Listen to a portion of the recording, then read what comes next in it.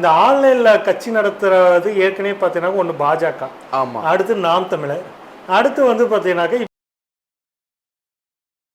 அவர் இத்தனை வருடம் சம்பாதித்த பணத்தை இந்த கொஞ்ச நாள்லயே புசி அடந்து பாதி அழிச்சிட்டாரு. புசி அந்த இடத்துக்கு கூட்டிட்டு போனது பதிலா விஜயை போய் தொடர்ந்துருந்தா இவனுக்கு என்ன ஆட்டையை போட்டிருப்பான்னு விஜய்க்கா தெரிஞ்சிருக்கான். இவனுங்களை நம்பி இந்த திருட்டு நிச்சயம் சொல்றேன், இந்த இடத்துல எஸ்ஏசி இருந்திருந்தாக்கா அந்த மாதிரி ஒரு வீட்டை கட்டி இருக்கிறது அவர் விட்டுருக்க மாட்டார். கட்சி நடத்துன்னு முடிவு பண்ணிட்டேன்னா தயவு செஞ்சு உங்க அப்பாவை கூட்டிட்டோம், அவரை வந்துட்டு எப்படி கொண்டு வரணும், தன்னால அரசியல் செய்ய முடியாத தன் மகனை வச்சு செய்யணும். களங்கள்ல நம்ம பார்த்தாலும் லயோலா மணி அவர் போடுற காமெடி எல்லாம் பாத்தீங்கன்னாக்கா ஐயோ இவெல்லாம் எப்ப பெரியாரிஸ்ட்னு சொல்லிட்டு இருந்தா அம்பேத்கரிஸ்ட்னு சொல்லிட்டு இருந்தா நமக்குலாம் அம்பேத்கரை வந்து நானும் முழுசா படிச்சது கிடையாது, பெரியார முழுசா படிச்ச மற்றவர்கள் பேசியதை கேட்டு கேட்டு நமக்குள்ள ஒரு தெளிவு பிறக்குது இல்லைங்களா. ஐயா சுபவி அவர்களுடைய பேச்சுக்களை கேட்டு தெளிவு வருது, சுந்தரவல்லி அக்காவுடைய பேச்சுக்களை கேட்டு தெளிவு வருது, உமா அக்காவுடைய பேச்சுக்களை கேட்டு தெளிவு வருது, தங்கை மதிவதனுடைய பேச்சுக்கள் எல்லாம் மிக தெளிவை கொடுக்குது. அப்படிப்பட்ட சூழல்ல விஜய் ஜோசப் விஜயா வந்திருந்தாருன்னா கண்டிப்பா அவர் மேல ஒரு நம்பகத்தன்மை ஒரு 10% இருக்கும். ஆனா ஜோசப்பை கழட்டி விட்டு விஜய்ன்ற பேர்ல குடும்பத்துல இருந்தே ஒருத்தனை வந்து பிரிச்சு குடும்பத்தில் இருக்கிற மேலே கேஸ் போட வைக்கிற அளவுக்கு ஒருத்தவங்க சதி திட்டம் பண்ணா அவன் எந்த அளவுக்கு கை வைக்க நம்ம விஜய் குடும்பத்தை தானே சொல்றீங்க? ஆமா, அந்த அளவுக்கு அதுதான் சொல்றேன். இல்ல அந்த பிரச்சனைக்கு புசியானது ஒரு காரணம் சொன்ன நலத்திட்ட உதவிகள் செய்யறேன்னு சொல்லிட்டு மேடை போட்டு எத்தனை பேருக்கு பரிசுகள் வழங்கினீங்க? அதுல எத்தனை பெரியாரிய அம்பேத்கரிய மார்க்சிய புத்தகங்களை நீங்கள் வழங்கினீங்க? தமிழ்நாட்டில் ஒரு மிகப்பெரிய ஒரு கட்சி வந்துட்டு புதுசா உதயமாகி இருக்குது. ஆமா, அந்த தலைவர் பார்த்தீங்கன்னாக்கா அவர் கொடுக்குற அறிக்கைகளுக்கெல்லாம் தமிழ்நாடு அரசே பயந்துட்டு உடனடியாக நடவடிக்கை எடுத்து. நீங்க அப்படி சொல்லக்கூடாது. ரஷ்யாவுடைய அதிபர் விளாடிமிர் புடின் அவர் அப்படி நடுங்குறாரு இந்த கட்சி உக்ரைன் போரை நிறுத்தலாமான்னு முடிவு பண்ணிட்டாரு. ஆமா, இவங்க கட்சி தொடர்ந்த பார்த்து இதுனடா உக்ரைன் போரு இங்க நடக்குது போற பெரிய அரசியல் போறேன்னு நினைக்கிறாங்க. என்ன தொடர் இதெல்லாம் ஒரு ஒரு காமெடியா தெரியலீங்களா? அதான் வந்துட்டு என்னன்னாக்கா இவர் கட்சிக்கு ஆள் சேர்த்த விதமே எனக்கு ரொம்ப வருத்தம். என்னன்னாக்கா இந்த ஆன்லைன்ல கட்சி நடத்துறது ஏற்கனவே பார்த்தீங்கன்னா ஒன்று பாஜக, ஆமா, அடுத்து நாம் தமிழர், அடுத்து வந்து பார்த்தீங்கன்னாக்கா இப்போ புதுசாக ஒரு கட்சி வந்துட்டு சேர்ந்துருக்குது. இந்த கட்சிகளை பார்த்தீங்கன்னாக்கா கிட்டத்தட்ட 50 லட்சம் பேர் ஒரு 3 நாளில் சேர்ந்துட்டாங்களாமா. அப்படின்ற மாதிரிலாம் இது எப்படா அதுக்கான வாய்ப்பு இருக்குனாக்கா ஓட்டர் ஐடி ஒரு ஃபோன் நம்பர் இருந்தால் போதும், ஆமாம், அவர்கள் வந்து சேர்ந்துடலான்னு சொல்லிட்டு இது பண்ணி ஒரு முட்டாள்தனமான ஒரு ஆள் சேர்ப்பு வந்துட்டு இன்னைக்கு வந்து பண்ணியிருக்கிறது தமிழ்நாடு வெற்றி கழகம். ஆமா, தமிழ்நாடு வெற்றி கழகம். இக்கு சேர்த்துக்கிட்டாங்க இடையில. சேர்த்தா என்ன சேர்க்கல, கட்சியில இருக்கவனுக்கு கட்சி தலைவனுக்கு அறிவில்லைன்னா கீழே இருக்கவனுக்கு எங்க அறிவு இருக்கும் அப்படின்னு ஒரு கேள்வி தான் நம்ம வந்து பார்க்கணும். இது இருக்கும்போது பார்த்தீங்கன்னாக்கா இந்த 50 லட்சம் உறுப்பினர் சேர்க்கைன்னு இருக்கு இல்லைங்களா, இந்த நம்பர்ஸ் எல்லாம் நீங்க எப்படி பாக்குறீங்க? தொடர் அந்த மேயர மாட்டை நக்கர மாடுக்கு எடுத்ததுன்னு சொல்லுவாங்கல்ல, அந்த மாதிரிதான் விஜயனுடைய அரசியல் பயணமே அப்படிதான். இவருக்கு சினிமாவில் உச்சகட்ட ஒரு மார்க்கெட் இருக்குது. அவர் மாட்டம் அந்த வாழ்க்கையை பார்த்துட்டு இப்போ ஒரு செய்தி வந்திருக்கு தோழர், ஏன் கட்சி ஆரம்பிச்சோன்னு சொல்லிட்டு விஜய் அவர்களே புலம்புறாராம். அவரே புலம்புறாரு, ஏன்டா ஆரம்பிச்சுட்டு காலை விட்டுட்டு எடுக்க முடியாத நிலைமையில தான் அவர் வந்து இருக்கிறாரு. திருடனுக்கு தேல் கொட்டினா கட்ட முடியாத நிலைமை இருக்குல்ல, அந்த நிலைமையில தான் இன்னைக்கு விஜய் இருக்கிறாரு. ஏன்னா அவர் இத்தனை வருடம் சம்பாதித்த பணத்தை இந்த கொஞ்ச நாள்லயே புசி அடந்து பாதி அழிச்சிட்டாரு. அங்க நலத்திட்டம் இங்க நலத்திட்டம் பாதி நலத்திட்டத்துல ஒரு வீடு கொடுத்தாங்க பாருங்க, சோழா ஹோட்டல் தோத்து போயிடும். நீங்க என்ன சொல்றீங்க? அந்த வீட்டை பாத்தீங்களா? பெட்ரூம் என்ன, கிச்சன் என்ன, சோழா ஹோட்டல் தோத்து போயிடும் தோழர். அசிங்கம் தோழர். அது ஒரே ஒரு சின்ன பாத்ரூம் சைஸ்ல சிமெண்ட் தகர சீட்டை போட்டுட்டு அந்த பில்டிங்கை கட்டணதை விட அதற்கு செய்த விளம்பரங்கள் அதிக பணமா, அந்த விளம்பர பணத்தை வச்சு இவர்கள் அந்த வீட்டை பெருசா கட்டிருக்கலாம் அப்படின்னு சொல்ற விமர்சனம். கிட்டத்தட்ட அந்த வீட்டுக்கு வந்துட்டு அந்த 7 வீட்டுக்கு கிட்டத்தட்ட 10 லட்சம் ரூபாய் செலவு பண்ணாங்கன்னு சொல்லிட்டு கொஞ்சம் கூட ஒரு கூச்ச நாச்சம் இல்லாம காந்தி கணக்கு அரசியலுக்கு வந்துட்டாக்க கூச்ச நாச்சம் பார்க்க கூடாது தோழர். அது விஜய்க்கும் அவர்களுக்கும் பொருந்தும். இன்னைக்கு வந்து 50 லட்சம் உறுப்பினர்கள் நாங்க சேர்த்துட்டு எனக்கு என்னன்னா புசி அந்த இடத்துக்கு கூட்டிட்டு போனது பதிலா விஜயா போய் தொடர்ந்துருந்தா இவனுக்கு என்ன ஆட்டையை போட்டிருப்பான்னு விஜய்க்கா தெரிஞ்சிருக்கான். இவனுங்களை நம்பி இந்த திருட்டு விஜய் அரசியல் கட்சியினுடைய முதல் ஊழல், இது வந்து முதல் ஊழல் அப்படின்னு விஜயா தெரிஞ்சுக்கிட்டு வந்திருப்பாங்க. ஆனா ஒரு விதத்துல பாத்தீங்கன்னாக்கா இந்த விஷயத்துல ரஜினி புத்திசாலி. கடைசி வரைக்கும் பாத்தீங்கன்னாக்கா இல்ல வரேன்னு சொன்னது மட்டும் இல்ல, முடிவு எடுத்து வந்தாங்க. ஆனா கடைசியில பாத்தீங்கன்னாக்கா துக்ளக் ரமேஷ் தான் என்னதான் வந்துட்டு ஒரு நம்ம சித்தாந்தப்படி எதிர்பார்த்தாலும் ரஜினியோட முடிவு மனமாற்றத்துக்கு முக்கியமான காரணம் அவர் தான். ஜீவா டுடேல போய் உக்காந்துக்கிட்டு கட்சி வந்துட்டு ஆரம்பிச்சா தோத்து போயிடுவோன்னு அவருக்கு பேட்டியை கொடுக்க, பேட்டியை பார்த்த ரஜினி அவரை கூப்பிட்டு கேட்க, டீட்டெயில்ஸ் சொன்ன உடனே பார்த்தீங்கன்னாக்கா கட்சி முடிவை விட்டுட்டு கொரோனா சமயத்தை சரியா பயன்படுத்தி விட்டுட்டாரு. ஆமா. அந்த மாதிரி ஒரு புத்திசாலித்தனமான முடிவு விஜய் எடுத்தாருன்னா சினிமாவிலேயா கொஞ்சம் தப்பிச்சுக்கலாம். இல்லையா கட்சி நடத்துற முடிவு பண்ணிட்டேன்னா தயவு செஞ்சு உங்க அப்பாவை கூட்டிட்டோம். உண்மைதான். ஏன்னா அவருக்கு வந்து அரசியல் அடிவு நிறைய இருக்கு. கடந்த கால அரசியல் இருக்குது. அவர் வந்து ஜெயலலிதா அம்மையார் கூடயும் கலைஞர் கூடயும் பழக்கம் இருந்தவர்.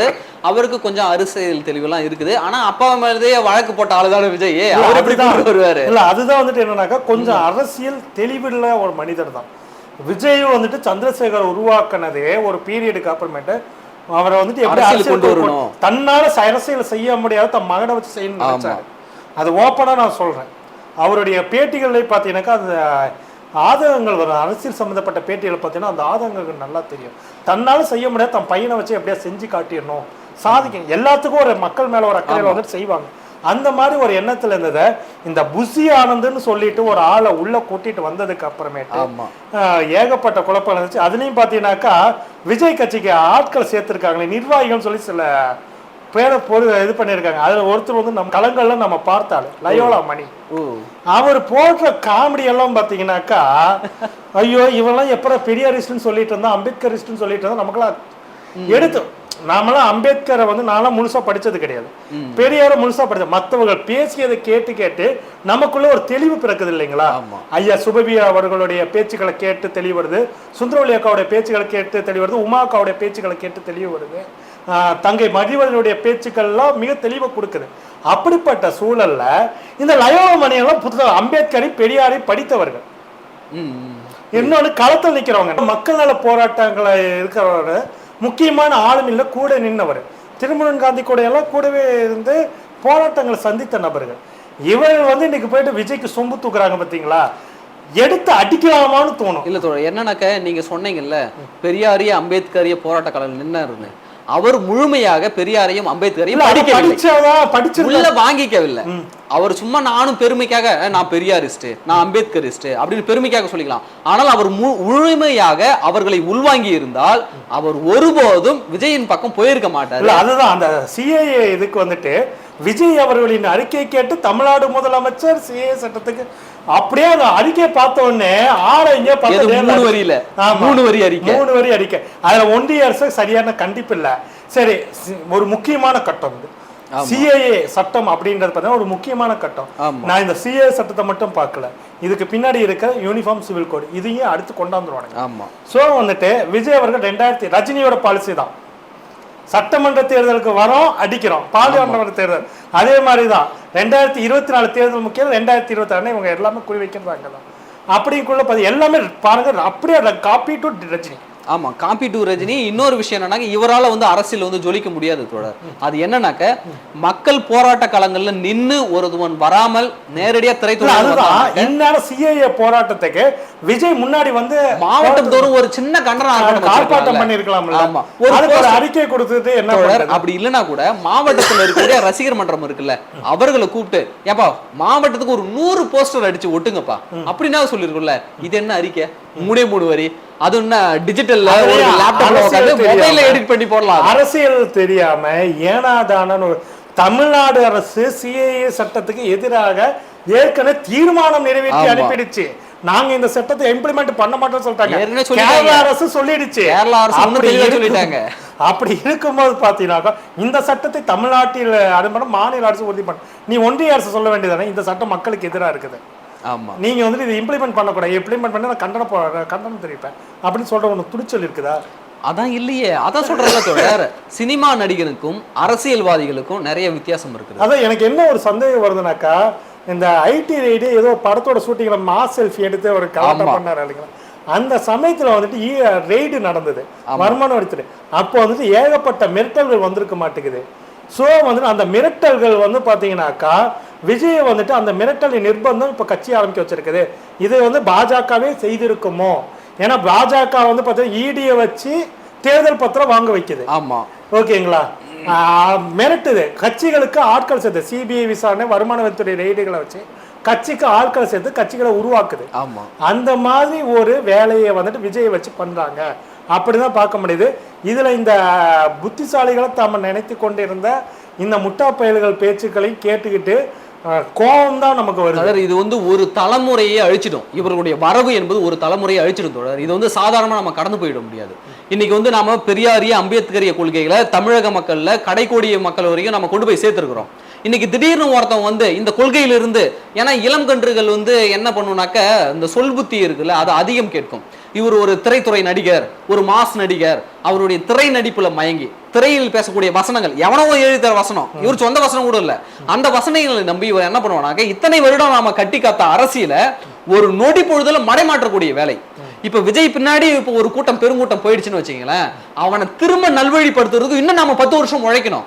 அந்த 10 வருடம் வீணும்ல. அது நம்ம ஏற்கனவே சொன்னோம், விஜய் ஜோசப் விஜயா வந்திருந்தாருன்னா கண்டிப்பா அவர் மேல ஒரு நம்பகத்தன்மை ஒரு 10% இருக்கும். ஆமா. ஆனா ஜோசப்பை கழட்டி விட்டு விஜய்ன்ற பேர்ல என்னைக்கு பொட்டு வச்சுட்டு இது பண்ணி தமிழ்நாட்டு மக்களை இதை அவமதிக்க செய்ய, தமிழ்நாட்டு மக்கள் மதம் பார்த்துதான் ஒருத்தனை ஆதரிக்கிறான் அப்படின்னு சொல்லிட்டு ஒரு எண்ணத்தோட வரக்கூடிய இந்த நபரை தமிழ்நாட்டு மக்களை புறக்கணிப்பாங்க. தமிழர்கள் வந்து தமிழக மக்கள் வந்து மதம் பார்த்து யாரையும் வந்து ஓட்டு போடுறது கிடையாது. அப்படி மதம் பார்த்து ஓட்டு போடுவதாக இருந்தால் இன்னைக்கு திருமாவளவன் அவர்களால் எம்பி சீட்டுக்கு வந்திருக்க முடியாது. ஏன்னா அவர் தொடர்ச்சியாக இந்து மதத்தை விமர்சித்துக் கொண்டு இருக்கார். இந்து மதம் என்பதை விட அதில் இருக்கக்கூடிய பார்ப்பனிய கொள்கைகளை, சனாதன கொள்கைகளை எதிர்த்து களமாடி இருக்காரு. அப்படி பாத்தீங்கன்னாக்கா அவரெல்லாம் இன்றைக்கு வந்திருக்க முடியாது. திராவிட கழகங்கள் எதிர்க்காத பிரச்சாரமா, அவர்கள் மூட நம்பிக்கைகளுக்கு எதிராக எடுக்காத பிரச்சாரமா, அப்படி பார்த்து இருந்தாக்க அவர்கள் வந்து இன்னைக்கு ஆட்சி அதிகாரத்தில் வந்திருக்க முடியாது. தமிழக மக்கள் எந்த அளவுக்கு தெளிவா இருக்கிறாங்கனாக்க, அவன் பேசக்கூடிய கொள்கை என்னுடைய உரிமைகளை மீட்டெடுப்பதற்காக, என்னுடைய மதத்தை புண்படுத்தணும் இல்ல, என்னுடைய மதத்தை அவன் விமர்சிக்கிறானாக்க என்னுடைய உரிமைகளை மீட்டெடுப்பதற்கான ஒரு வழியாக மூட நம்பிக்கைகளின் பேரில் மக்களுடைய பொருளாதாரத்தை சுரண்டுகிறார்கள் பார்ப்பனர்கள் அப்படின்ற ஒரே காரணத்துக்கு. ஆமா. அப்படிங்குள்ள பாத்தீங்கன்னா இதை வந்து மக்கள் வந்துட்டு புரிஞ்சுட்டாங்க. ஆனா இந்த புரிதல் இருந்துட்டு விஜய் அவர்கள் உண்மையிலே அரசியல்ல இருந்து மக்களுக்கு ஏதோ நல்ல செய்யணும்னு நினைச்சாருனாக்கா, முதல்ல புஷி ஆனந்த் இந்த மாதிரி இப்ப சேர்த்திருக்க நிர்வாகிகள் பேர்ல எடுத்த காமெடி தொடர் இன்னும் தெளிவா சொல்றேன், மக்களுக்கு ஏதேனும் நல்லது பண்ணணும் அப்படின்னு விஜய் அவர்கள் நினைச்சாருனாக்க தயவு செஞ்சு போய் சினிமா வேலையை பாருங்க. நீ அரசியல் கட்சியெல்லாம் ஒண்ணும் தொடங்க தேவையில்ல, அப்படி எல்லாம் ஒண்ணு புடுங்க தேவை. இன்னைக்கு வந்து தலைவர்கள் யாரும் எந்த இளைஞர்களும் நம்ப தயாரா இல்ல, திரையோட நிறுத்திக்கிறானுங்க. ஆனா இது வந்து என்ன சொன்னா ஒரு தலைமுறையை மடைமாற்றக்கூடிய வேலைகளை இது செய்திடும். இத்தனை வருஷம் நம்ம கட்டி காத்த ஒரு புகட்டிய ஒரு அரசியல் கொள்கையை வந்து மடைமாற்றக்கூடிய செயலா மாறிடும். இந்த தமிழக மக்களுக்கு, தமிழகத்துக்கு நீங்க நல்லது செய்யணும்னு நினைச்சீங்கன்னாக்க போய் நல்லபடியா நல்ல படத்தை எடுங்க. நாங்க திரையில உங்களை கொண்டாடுறோம், திரையில தலைவரை நாங்க ஏத்துக்கிறோம், கை தட்டுறோம், விசில் அடிக்கிறோம், நல்ல வருமானத்தை உங்களுக்கு வாரி தரோம். அரசியல்ல இங்க எங்களுக்கு தான தலைவர்கள் இருக்கிறாங்க, எங்களுக்காக போராடக்கூடிய போராளிகள் இன்றும் லட்சக்கணக்கான பேர் இங்க இருக்கிறாங்க. நாங்கள் ஒவ்வொரு தமிழக இளைஞனையும் நாங்கள் தொண்டர்களாக அல்ல தலைவர்களாக உருவாக்குவதற்கு பாடுகாட்டு இருக்கிறோம். நீ திரையிலிருந்து நேரம் வந்து நாதான் தலைவன், நீலாம் தொண்டன் சொல்ற வேலையெல்லாம் எங்க கிட்ட வேணாம். நாங்க ஒவ்வொருத்தரையும் தலைவனாக மாற்றுவது. லெனின் பாரதி மாதிரியான மக்கள் நலனுக்காக சிந்திக்கக்கூடிய எத்தனை சிந்தனையாளர்கள் இருக்காங்க. ஆமா. சுந்தரராஜன் ஒரு காமெடியோட இருக்கும். காமராஜர் வந்துட்டு பாத்தீங்கன்னாக்கா முதலமைச்சர் ஆனாரு, எந்த மளிகை கடைக்காரும் முதலமைச்சர் ஆசைப்படல. அறிஞர் அண்ணா வந்துட்டு முதலமைச்சர் ஆகணும் எந்த வாத்தியாருன்னு நினைக்கல, எம்ஜிஆர் முதலமைச்சர் ஆனார். இந்த இது நடிகர்கள் தெளிவா இருக்குது. ஆமா, எல்லாரும் தானும் முதலமைச்சர் 10 படம் ஓடிட்டுச்சுனாக்கா உடனே முதலமைச்சர் கனவுக்கு வந்துடுறாரு. அடுத்து சிவகார்த்திகேயன் வர போறாரு தெரியுமா அரசியலுக்கு. ரசிகர் மன்ற நிர்வாகிகள் விஜய் மாதிரியே கூட்டி வச்சு பேசிருக்காரு, மீட்டிங் போட்டிருக்காரு தெரியுங்களா? அதுதான் இன்னும் இந்த மாதிரியான இதெல்லாம் இருக்கிறதுனால விஜய் ரஜினியை வந்து துண்டை காணும் துணியை காணும் அடிச்ச அடியில ஓடி போயிட்டாரு. இல்ல ரஜினி அடிச்சல வந்து பாத்தீங்கன்னாக்கா வெளிப்படையா தெரிஞ்சிச்சு சனாதனத்துக்கு ஆதரவா இருக்காங்கனால. இல்லைன்னா வந்து ரஜினி 1996ல ரஜினி அவர்கள் பேசிய அத்தனை கருத்து சனாதனத்துக்கு எதிராக இருக்கும். ஆமா. அப்படியே பெரியாரின் கருத்துக்கள்ல பல கருத்துக்களை ஏத்துக்கிட்டு சனாதனத்துக்கு எதிராக, ஆட்சி அதிகாரத்துக்கு எதிராக மிக தெளிவான குரலா இருந்தது. ஆனா நடுவுல நடந்த மடைமாற்றங்கள், அந்த மாற்றங்கள் அதான் வந்துட்டு மடைமாற்றம் சோம் பண்ண மாற்றங்கள் தொடர் இது அது சோ பண்ணதுடைய பார்ப்பனிய ஊடுருவல் எந்த அளவுக்கு போகணும் ஒரு உதாரணத்தை சொல்றேன். ஏன்னா 96 ரஜினிகாந்தினுடைய மனைவி பிராமணர். இவர் வந்து லதா ரஜினிகாந்தை திருமணம் செய்வதற்கு முன்னாடி வரைக்கும் ரஜினிகாந்த் வந்து திராவிட கழகத்துக்காரன், நான் வந்து திராவிட கொள்கையில பேசக்கூடிய ஆள் தான் ரஜினிகாந்த், எம்ஜிஆருடைய ரசிகன் நான் சொன்னால் தான் ரஜினிகாந்த். அவருக்கு திருமணம் பண்ணது யாரு? ஒரு பார்ப்பன பெண். டி ராஜேந்திரன் திமுகவினுடைய தீவிர விசுவாசி, பெரியாருடைய கொள்கைகளை பேசினவங்க. அவருடைய மனைவி யார்? பார்ப்பனர். பாக்கியராஜ் அவர் ஒரு தனி கட்சியில ஆரம்பிச்சார் தெரியுங்களா? ஏவாவெல்லாம் ஒரு கட்சியில இருந்தாரு. அவர் வந்து பெரியாரிய கொள்கையை பேசியவர், பெரியாரிய சிந்தாந்தங்களை பேசியவர். ஆனா அவருடைய மனைவி யாரு? பிராமணர். பார்ப்பனியம் எங்க ஊடுருவி இருக்கு பாத்தீங்களா? இல்ல அதுதான் அவருடைய சிந்தனைகளை எங்க ஊடுருவி திசை மாற்றி இருக்கு பாத்தீங்களா? இப்போ வெளியாளு வந்து அந்த சாமி இப்படி, இந்த சாமியார் இப்படி அப்படின்னு சொல்றதை விட நம்ம மனைவி உட்காந்து ஏங்க இந்த சாமி இப்படிங்க, இந்த சாமி வாங்க கோயிலுக்கு போலாம், இந்த மடைமாற்றம் எங்க ஆரம்பிக்குது பாருங்க. ஒருவன் புகழ்பெற்று வருகிறான் என்றால் இன்னைக்கு கிருஷ்ணசாமி, டாக்டர் கிருஷ்ணசாமி இருக்கார்ல, அவருடைய மனைவியா, அவர் எந்த சமூகம்? அது எப்படி திராவிட இயக்கத்துல ஒருவன் உயர்ந்து வருகிறான்? சித்தாந்தமா ஒருத்தன் வரும்போது அந்த இடத்துல வந்துட்டு ஒரு மடைமாற்றம் வந்துட்டு அது வந்துட்டு சில பேர் தப்பிக்கிறாங்க, சில பேர் வந்துட்டு சிக்கல்ல உருவாகிறாங்க. ஆமா, அந்த மாதிரிதான் இதாகுதே தவிர இன்னைக்கு வந்து பாத்தீங்கன்னாக்கா புஜி ஆனந்த் வந்துட்டு பிஜேபியே என்னன்னு நமக்கு வந்துட்டு தேவையில்லை. ஆனா ஒரு சனாதனி உண்மையா, அது உண்மை. அது வந்துட்டு இது அந்த ஏன்னா சனாதனின்றவன் மதத்தை மட்டும் வச்சுட்டு இருக்க மாட்டான். எவன் ஒருத்தெல்லாம் அதிகார திமிரோட சுத்திட்டு இருக்கிறான்னா அவன்லாம் சனாதனி. ஆமா, அப்படி இருக்கும்போது புஜி ஆனந்த் மாதிரியான அந்த ரசிகர்கள் அவன் படுத்தின பாடு இருக்கு இல்லைங்களா, ஒருத்தனை குடும்பத்துல இருந்தே ஒருத்தனை வந்து பிரிச்சு குடும்பத்துல இருக்கிற மேலே கேஸ் போட வைக்கிற அளவுக்கு ஒருத்தன் சதி திட்டம் பண்ணானா அவன் எந்த அளவுக்கு கை வைக்க, நம்ம விஜய் குடும்பத்தை தானே சொல்றீங்க? ஆமா, அந்த அளவுக்கு. அதுதான் சொல்றேன். இல்ல அந்த பிரச்சனைக்கு புசி ஆனந்த் ஒரு காரணம் சொல்றாங்க. புசி ஆனந்த் தான் காரணம். ஆமா, புசி ஆனந்த் தான் காரணம். அது வெளிப்படையா தெரிஞ்ச ஒரு விஷயம். அப்படி இருக்கும்போது இந்த நபர்கள்ட்ட இருந்து விஜய் தப்பிக்கலைனாக்கா விஜயோட பேர் முழுசா கெட்டு போயிடும். ஊழல்ல வந்துட்டு அவங்க அவர் எந்த அளவுக்கு பண்ணியிருக்கான்னு தெரியும். நிச்சயம் சொல்றேன், இந்த இடத்துல எஸ்ஏசி இருந்திருந்தாக்கா அந்த மாதிரி ஒரு வீட்டை கட்டி இருக்கிறது அவர் விட்டுருக்க மாட்டார். இல்ல விட்டுருக்க மாட்டாரு. அது மனுஷன் பன்றிகள் வாழ்வதற்கான கட்டக்கூடிய கொட்டகையை மனுஷனுக்கு கட்டி கொடுத்துருக்காங்க. அந்த வீடியோலாம் பார்த்தாக்க அப்படி சிரிப்பா வருது. அதான் வந்துட்டு அரசியலுக்காக இந்த மாதிரி கூத்துக்களை பண்றதோட எத்தனையோ வந்துட்டு நீங்க அரசியல் கனவு இல்லாதப்ப எத்தனையோ பசங்களுக்கு வந்து இன்னைக்கு வரைக்கும் சூரிய அகரம் ஃபவுண்டேஷன் எந்த அளவுக்கு பண்ணிட்டு இருக்குது. அரசியல்களோட இது பண்ண அவங்க வீடெல்லாம் கட்டி கொடுக்கல, ஆனா படிக்க வைக்கிறாங்க. கல்வி அவர் வந்து படிக்க வச்ச ஒரு பெண் வந்து நீயா நான் நிகழ்ச்சியில வந்து பேசியிருக்கு தோழர். டாக்டர் மருத்துவராயிருக்கு. இதெல்லாம் தேவை. இன்னைக்கு வந்துட்டு இப்ப வந்து என்ன கேட்டா சூர்யா வரலாமான்னா வரலாம்.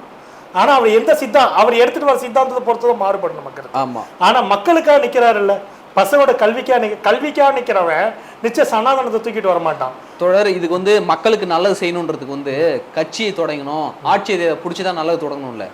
திருமாவளவன் வந்து ஒரு கருத்தை வந்து சொல்லியிருப்பாரு, பே டு சொசைட்டி அப்படின்னு சொல்லிட்டு சமீபத்துல ஒரு நிகழ்ச்சியில் சொல்லியிருப்பாரு. இந்த சமூகத்திலிருந்து நீங்க வந்தீங்க, இந்த சமூக நீதியை கொடுத்த அனைத்து சலுகைகளையும் பெற்று நீங்க உயர்ந்த பதவிக்கு வந்திருக்கிறீங்க. ஆனா நீங்கள் உயர்ந்து வந்த உங்களுக்கு கீழே கடந்த அந்த சமூகத்திற்கு நீங்க ஏதேனும் செய்தீர்களா? அந்த செய்யக்கூடிய ஒரு எண்ணம் ஏன் உங்களுக்கு வரமாட்டேங்குது? பே டு சொசைட்டி அப்படின்னு ஒரு வார்த்தை விட்டுருப்பாரு. ஏன் அதை இத்தனை ஆண்டு காலம் தமிழக மக்களுடைய பணத்தை, எத்தனை ரசிகர்கள் அவனுடைய தாலி செயினை அடமானம் வச்சு, எத்தனை ரசிகர்கள் அவனுடைய மோதிரத்தை செயினை அடமானம் வச்சு, எத்தனை ரசிகர்கள் அவங்க பெற்றவங்க பாக்கெட்டுக்குள்ள இருந்து கையிட்டு எடுத்துட்டு வந்து பணத்தை எடுத்துட்டு வந்து உங்களுக்கு கட்டு விட்டு வச்சிருப்பாங்க, பாலாபிஷேகம் பண்ணியிருப்பாங்க. அவன் கட்டண ₹1 கட்டண பணமும் அந்த தியேட்டர்ல வசூலிச்ச பணமும் மொத்தமும் உங்கள்ட்ட தானே வந்தது. நீங்க இந்த சொசைட்டிக்கு என்ன பண்ணீங்க? இல்ல அதோட அறிவார்ந்த சமூகத்தை உருவாக்குனீங்களா? கடைசி வரைக்கும் காவடியை தூக்குறதும் படம் ரிலீஸ் ஆனா பாலாபிஷேகம் பண்றது கட்டுவிட்டு வச்சு இதுதானே உருவாக்குறீங்க. அறிவார்ந்த சமூகத்தை உருவாக்குறீங்களா? அந்த கேள்வி இருக்குல்ல. திரைத்துறையினர் பின்னாடி போவர்கள் எல்லாமே படிங்கள், அம்பேத்கர் படிங்கள் சொன்னா மட்டும் போதாது, படிக்க வைக்கணும், படிக்கிறத செஞ்சு காட்ட வைக்கணும். இல்ல தொடர், இன்னைக்கு எவ்வளவு நலத்திட்ட உதவிகள் செய்யறான்னு சொல்லிட்டு மேடை போட்டு எத்தனை பேருக்கு பரிசுகள் வழங்கினாங்க. அதுல எத்தனை பெரியாரிய, அம்பேத்கரிய, மார்க்சிய புத்தகங்களை நீங்கள் வழங்கினீங்க? எத்தனை பேருக்கு கொடுத்தீங்க? இந்த புத்தகங்கள் அவங்க ரசிகர்களுக்கு இந்த புத்தகத்தை நான் தரேன், அம்பேத்கரிய, பெரியாரிய, மார்க்சிய சிந்தனையுடைய புத்தகத்தை நான் தரேன், இதை நீங்க படிங்க அப்படின்னு எத்தனை பேருக்கு அவர் சொல்லி இருக்கிறாரு? சும்மா போற போக்குல இவங்களை படி அவங்கள படின்னு சொல்லிட்டா போதாது. அது இன்னைக்கு இளையதளத்துல அவனே படிச்சுக்கிட்டு தான் இருக்கிறான். இன்றைக்கு புத்தகம் அதிக அளவுல பெரியார் எழுதின பெண் என் அடிமையானாலும் ஒரு புத்தக கண்காட்சியில் அந்த புத்தகம் அதிக அளவுல விற்பனையில போயிட்டு இருக்கு. இன்னைக்கு பெரியாரிய புத்தகங்கள் அதிக அளவுல விற்பனை ஆகிக்கிட்டு இருக்கு. அம்பேத்கரிய புத்தகங்கள் விற்பனையில சாதனைகள் படிச்சுக்கிட்டு இருக்குது. நீ சொல்லிதான் இவன் படிக்கணும் அவசியம் இல்ல, படிச்சுக்கிட்டு தான் இருக்கிறான். நீ அவனை படிக்க வைக்கிறதுக்கு என்ன பண்ண? அந்த கேள்வி இருக்குல்ல. கடைசி வரைக்கும் நான் கட்டு விட்டு வைக்கும், பாலாபிஷேகம் பண்ணும், காவடி தூக்கவும் தானே இந்த மக்களை வந்து மூட நம்பிக்கைகளை அழுத்திக்கிட்டு இருக்க. என்னைக்காவது எனக்கு கட்ட விட்டிக்க வைக்காத, கட் அவுட் வைக்கிற மாதிரி தான் நீ ரசிகனே கிடையாது, நான் மன்றத்தை கலைச்சிடும்டான்னு எனக்கா சொல்லியிருக்காரா? ஒரு கட் அவுட் வைக்கிறது 2500 3000 ஆகும் தோழர். அது எவ்வளவு பெரிய பொருளாதாரம். தமிழகம் முழுவதும் எத்தனை கட் அவுட்டுகள், எத்தனை போஸ்டர்கள். அந்த காசை கொண்டு போய் நீ அவனுக்காவது ஒரு 2 குழந்தைய படிக்க விடா, அது சொல்லலாம்ல. அப்ப என்ன நீங்க இந்த சொசைட்டிக்கு பண்ணி படிக்க வைக்க வேணாம், ஒரு 10 நோட் புக் வாங்கி கொடுன்னு சொல்லி கொடுத்தாக்கா அந்த பிள்ளைங்க ஏதோ சந்தோஷமா வச்சு எழுதிட்டு இருக்கோம். அதுதான் பேர் சொல்லுமே தவிர இந்த வெட்டி விளம்பரங்கள்லாம் பேர் சொல்லாது தோழர். இன்னைக்கு வீடு கட்டி விளம்பரம், வெட்டி விளம்பரம் பண்றாங்க, அதெல்லாம் பேர் சொல்லாது. அதனால விஜய் அவர்களுக்கு நம்ம சொல்லிக்கிறது என்னன்னாக்கா, வெட்டி விளம்பரங்களை விட்டுவிட்டு கூட இருக்கிற புசி ஆனந்த் இன்னும் சில நிர்வாகிகள் அல்லக்கைகளை உருவாக்கி இதுங்களெல்லாம் பேச விடாம பண்ணீங்கன்னா பேரு கேடாம இருக்கும். தொடர் முதல்ல களத்துக்கு வாங்க, அரசியலுக்கு வரேன்னு சொல்லிட்டீங்கல்ல, களத்துக்கு வாங்க. அதுதான் அறிக்கை விடுறது 2024 அப்பதான் நல்ல நாள் நல்ல நேரம் பார்த்து ரஜினி தான்.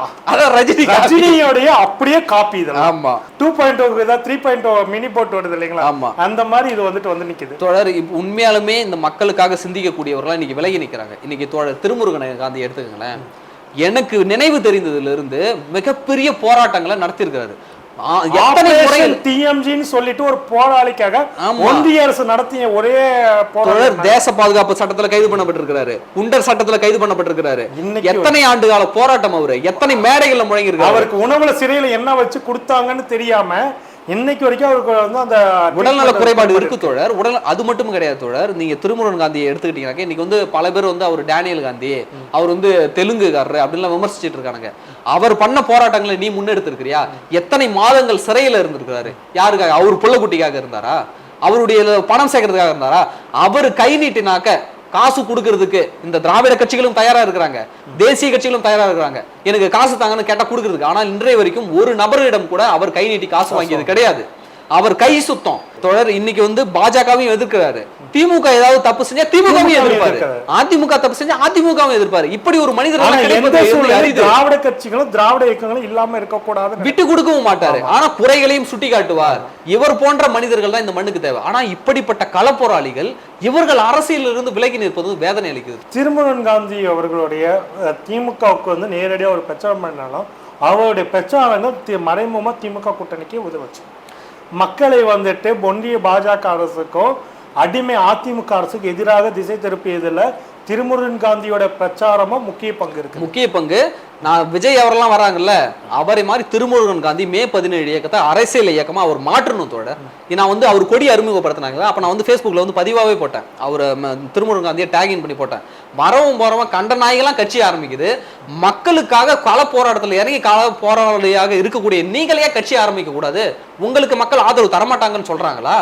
நீங்க ஆரம்பிங்க, நீங்க அரசியல் அதிகாரத்துக்கு வாங்க தோழர் அப்படின்னு சொல்லிட்டு நான் பதிவு போட்டிருந்தேன். எதற்குனாக்க நான் சிறு வயதிலிருந்து அவருடைய அரசியல் நகர்வுல பாத்துக்கிட்டு வரேன். அவர் இது நியாயமா நியாயமா நிப்பார் தோழர், ஒரு கட்சி சார்பா அவர் பேச மாட்டாரு. அப்ப இது போன்ற களப்போராளிகள் லட்சக்கணக்கான பேர் தமிழகத்தில் இருக்காங்க. இன்னைக்கு வெளியே வராத மார்க்சிஸ்ட் தோழர்கள் எத்தனை பேர் இருக்கிறாங்க, கம்யூனிஸ்ட் தோழர்கள் எத்தனை பேர் இருக்கிறாங்க. அவர்கள்லாம் நேரடியாக அரசியல் களத்துல இன்றைக்கு தலை காட்டாம ஒதுங்கி நின்று வேடிக்கை பார்க்கிறாங்க. இவர்களை போன்றவர்கள் அரசியல் களத்துக்கு வரணும். இவர்கள் தான் தலைவர்கள். நாம வந்து போருக்கு வந்து வாழ் தேடி போய்கிட்டு இருக்கிறோம். இந்த மாதிரி அட்டகத்திகள் நம்ம கையில வந்து சிக்குது. சொன்னாக்கா திருமுருகன் காந்தி போன்ற நபர்கள் வராமல் இருந்திருந்தால் தலைவர்களை வந்துட்டு இளைஞர்கள் நிச்சயமாக திரையில் தேட வேண்டிய சூழல் இருந்திருக்கும். ஆமா, ஏன்னா இவர்கள் கொடுத்த மாற்று எழுச்சி, மாற்று சிந்தனை. நான் சீமான் சொல்ல மாட்டேன், ஏன்னா சீமான் வந்துட்டு சும்மா அவரு சினிமாக்காரர் தான். தொடர் சினிமாக்காரர்ன்றதை விட அவங்க கட்சியே இன்றைக்கு வந்து திண்டாட்டமா இருக்குது. அடிப்படை கட்டமைப்புகளை உருவாக்கி வைத்திருக்கிறார். ஆமா, சிந்திக்க வந்துட்டு எதையும் அறகுறையா சிந்திக்கக்கூடிய நபர்கள். சிந்தனை மலர்கள் கூட பிரச்சனை கிடையாது, அவனுக்கு புத்தி கொடுத்து. அந்த கேங்கோட பேச்செல்லாம் கேட்டிருக்கீங்களா? ஒரே ஹை டெசிபல்ல கத்துவாங்க, ஒரே மாதிரி கை நீட்டி கத்துவாங்க, ஒரே அப்படியே சீமானுடைய காப்பி தானே தவிர அவர் வந்து தலைவர்களை உருவாக்கவே இல்லை. ஒருவன் எவன் ஒரு உண்மையான தலைவன்னா அவருக்கு கீழ் தலைவர்களை உருவாக்கவும் தான் தலைவனே தவிர தொண்டர்களை உருவாக்க தலைவர் அந்த வேலை செய்யறாரு. ஆமா, திருமுருகன் காந்தி அவர்கள் செய்யறாங்க. அதனால வந்துட்டு இவர்கள் வரலாம். ஆனா விஜய் போன்றவர்கள் வந்துட்டு அதை செய்ய மாட்டார்கள். கண்டிப்பா மிகப்பெரிய திண்டாட்டம். கடைசி வரைக்கும் இவங்க வந்து கொத்தடிமையை போன்றதான் வைத்திருப்பாரே தவிர விஜய் அவர்கள் நிச்சயம் செய்ய மாட்டாரு. திருமுருகன் காந்தி போன்ற உண்மையை சொல்றேன் நான், விஜய் அவர்களால் அந்த அளவுக்கு பண்ணவும் முடியாது. புசி ஆனந்த் விடவும் மாட்டாரு. இருக்கிற சொத்தை காப்பாத்திட்டு போறது விஜய்க்கு நல்லது. புசி ஆனந்த நம்மனா ஓட்டாண்டி ஆகி அமிதாப் பச்சன் ஒரு காலத்துல வந்துட்டு கடனாளி ஆகி நின்னாரு பாத்தீங்களா, அந்த மாதிரி நிலைமைக்கு வந்துடாதீங்கன்னு சொல்லிக்கிறோம். உண்மையை அதான் நாம சொல்றதாதான் விஜயனுடைய நலன் வந்து எங்களுக்கும் முக்கியம் தான். ஏன்னா அவர் திரையில நாங்க கொண்டாடிட்டோம். விஜய் அவர்கள் நல்லபடியா திரையில சாதனை பண்ணணும், தேசிய விருது வாங்கணும், ஏன் ஆஸ்கார் விருது கூட வாங்கணும் நாங்களும் ஆசைப்படுறோம். நீ அரசியல்னு வந்துட்டு திரையுலக வாழ்க்கையும் விட்டுட்டு அரசியல் வந்து இதுலயும் கோட்டை விட்டு, ஏன்னா மக்கள் வந்து தெளிவாயிட்டாங்க, இதுலயும் கோட்டை விட்டுட்டு நடுத்தருவுல நிக்கிறத விட பத்திரமா இருக்கிற பணத்தை பாதுகாத்துட்டு மக்களுக்கு நீங்க வெளியில இருந்து உங்க ரசிகர்களுக்கே நல்லது செய்யுங்க. எங்களுக்கெல்லாம் நல்லது செய்ய தேவைங்க, உங்களை நம்பி இருக்கிற ரசிகர்களுக்கு நல்லது செய்யுங்க. அதை தான் சொல்றோம். உங்க ரசிகர் இருக்கிறானா அந்த ரசிகரை படிக்க வைங்க, அந்த ரசிகர் குடும்பத்தை தத்தெடுத்து அவனுக்கு தேவையான உதவிகள் செய்யுங்க. அப்படி செஞ்சுட்டு போங்க. நீங்க நீங்க அரசியலுக்குன்னு வந்து இருக்கிறதையும் விட்டுடாதீங்க சொல்றேன். நீங்க வரதால எங்களுக்கு ஒன்றும் பாதிப்பு கிடையாது. ஏன்னா மக்கள் தெளிவா இருக்கும்போது எங்களுக்கு என்ன பாதிப்பு? நீ அரசியல் வரதால எங்களோட ஓட்டு வங்கி பாதிக்க போதெல்லாம் நாங்க கிடையாது. நாங்க கொள்கை ரீதியாக சித்தாந்த ரீதியாக தெளிவாக இருக்கிறோம். உங்களுடைய வருகை என்பது ஒருபோதும் இந்த திராவிட இயக்கங்களையோ அல்லது தமிழ் தேசியம் பேசக்கூடிய இயக்கங்களையோ ஒருபோதும் உங்களுடைய வருகை வந்து பாதிக்காது, துளியும் பாதிக்காது. அதனால உங்களை பார்த்து பயப்பட வேண்டிய அவசியம் எங்களுக்கு கிடையாது. இருக்கிற சொத்தை பாதுகாத்துட்டு உங்களுடைய ரசிகர்களை மகிழ்ச்சியா வச்சுட்டு நீங்க சந்தோஷமா வாழ்ந்துட்டு போங்க கடைசி காலத்துல. அதுதான் சொல்றோம். நாம தொடர்ந்து பேசுவோம் தோழர் இது குறித்து. கண்டிப்பா சொல்றோம். நன்றி.